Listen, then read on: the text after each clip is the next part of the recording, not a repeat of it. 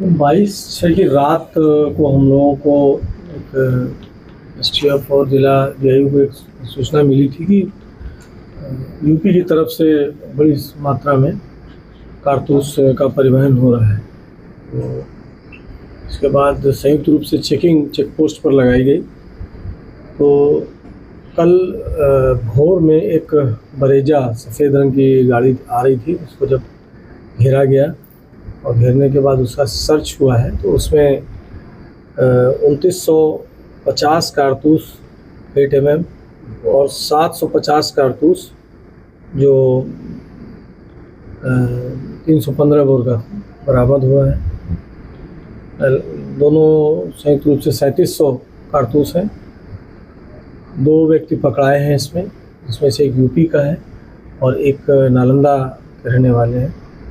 दोनों से जब संयुक्त रूप से पूछताछ की गई है तो उन्होंने बताया है कि हम लोग यूपी से अंकल जी नाम के एक व्यक्ति हैं, उनसे हम लोगों ने लेकर के इसको नालंदा पहुंचा रहे थे। जो नालंदा के व्यक्ति हैं उनके पिता के ऊपर भी इस तरह के कुछ केसेस हैं और पुलिस की बड़ी सफलता है ये।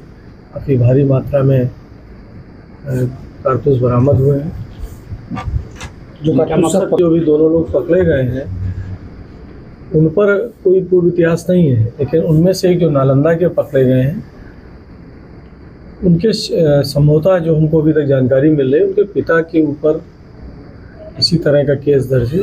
और इनके मामले में भी हम लोग, चूँकि ये लोग बिहार के कई पूछताछ में उन्होंने बताया कि 1-2 जिले इन्होंने बताया जहाँ पर ये गोलियाँ बेचते थे, उन जिलों में हम लोग पता कर रहे हैं कि कोई आपराधिक इतिहास है या नहीं है। ये जो बता रहे हैं कि यूपी में कानपुर शहर है और जो ये पकड़ाया है वो भी औरैया का रहने वाला है।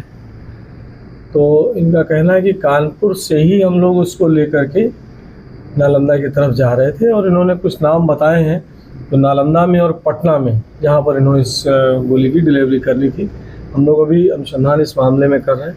आपको चीज़ और बता दें कि इनकी गिरफ्तारी के बाद और इन्हीं से प्राप्त सूचना के आधार पर नालंदा में भी गोलियां बरामद हुई हैं।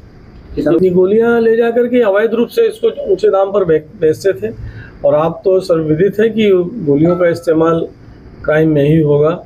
और अभी हम लोगों को इस बात की भी चिंता है कि निकट भविष्य में विधानसभा चुनाव होने वाले हैं, इसलिए इन सब चीज़ों में, इन चीज़ों पर हम लोग कड़ाई कर रहे हैं कि इनका दुरुपयोग या ये सब चीज़ें इधर ना आने।